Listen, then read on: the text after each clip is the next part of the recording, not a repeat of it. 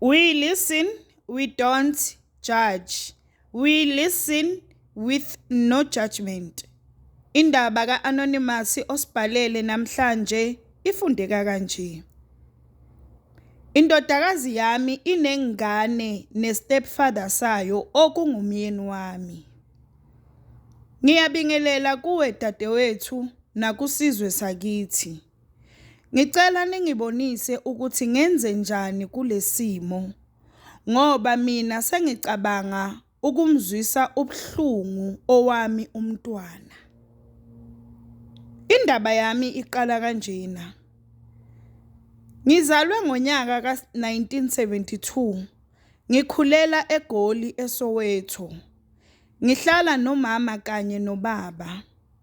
Bekuyimi ngedwa ingane ngoba engangizalwa naye wandlula emhlabeni. Ngikhule kahle impela. Umama ubengasebenzi kodwa ubaba yena ubeyiphoyisa. Kuthe ngonyaka ka-1989 ngenza ugrade 11 ngakhulelwa. Ngathola ingane yentombazane. Ubaba waleyo ngane wayiphika. Angifuni kungasho ngabaphoxa kakhulu abazali bami. Kodwa bangikhulisela ingane. Ngo-1990 ngaqeda isikolo ngaphasa kahle futhi.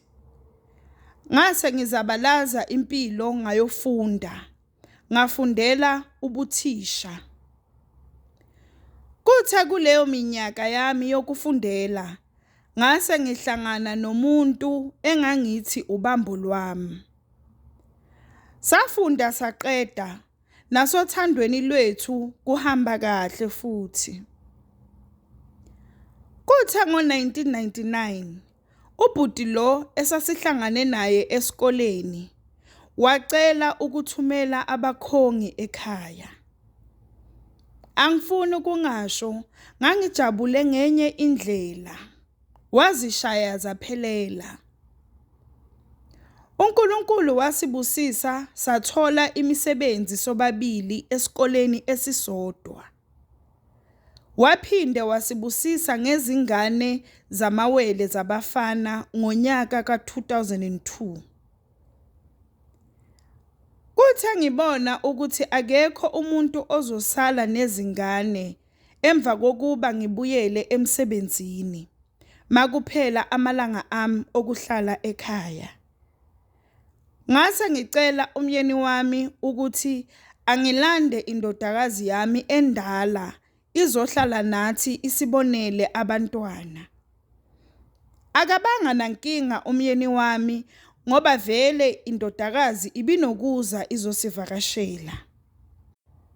Ngamulanda ke usisi wabuya wazohlala nathi. Kuthe ngo-2005 ngathola umsebenzi wokuba umphathisikole eMpumalanga. Sase sikhuluma nomyeni wami lento ukuthi kulungile ngingahamba ngoba uzongiholela kangcono lo msebenzi. Ngapha nendodakazi ikhona izobabheka abantwana. Futhi nami ngizobuya njalo ngama-weekend nanoma zivalwa izikole. Ngahamba ke ngayohlala eMpumalanga ngilokhu ngenza njengesivumelwano sami nomyeni wami. Ihambile ke iminyaka lokhu siphila kanjalo futhi ingekho inkinga. Kuthe ngo-2007 indodakazi yami yathola umsebenzi wokuba uclerk kulesikole umyeni wami naye ebefundisa kuso. Ngajabula kakhulu ukuthi naye sekayasebenza. Waqhubeka wahlala ekhaya lami nomyeni wami nezingane zakubo kungekho inkinga. Kuthe ngonyaka ka-2011 wakhulelwa undodakazi. Kuthe uma ngibuza ukuthi ubani ubaba wengane wangaphumela obala. kanti umuntu uyazi ukuthi ingane ekamyeni wami. Into ebesekayenza ke ubengasahlali nathi uma ngikhona, ubezivalela ekamelweni lakhe noma aye kagogo wakhe okungumama ozala mina. Sahamba ke isikhathi kwaze kwafika la kathola khona umntwana. Ngayibona impela lengane ukuthi ifana nomyeni wami, kodwa ngabuye ngaziphikisa. Kungasikho ilokho kuphela, nabantu endaweni base beqalile bekhuluma. Ngapha nomyeni bese kwehlile ukungijabulisa kwakhe kwasekamelweni. Kodwa zonke lezi zinto ngangingafuni ukuvuma ukuthi kungenzeka ukuthi kuyiqiniso lokhu engikucabangayo noma lokhu engikuzwa ngabantu. Kutha ngonyaka ka-2016 umyeni wavele wacela isehlukaniso kungonakele lutho. Ngamangala ukuthi kanjani. Kwaqala nje sase sixabana kakhulu nomyeni wami, ukuthula nje kwase kungasekho.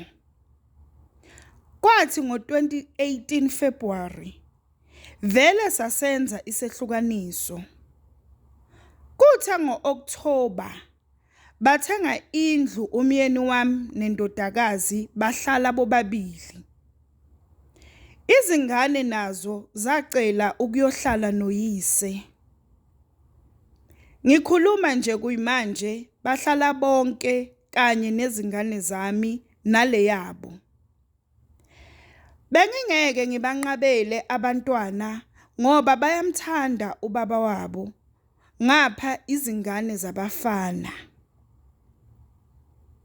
Ngavele ngaphenduka inhlekisa endaweni.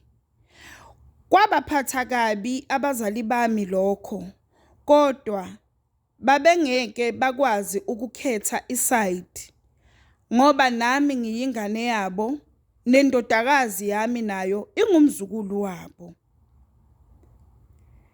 Ngoba abafana bami bafuna ukuyohlala noyise, lokho ke kwangiphoqa ukuthi ngibambisane nobaba wabo ukuze ngizokwazi nami ukuthola ithuba lokuthi ngidlale indima yami yokuba umama kubafana bami.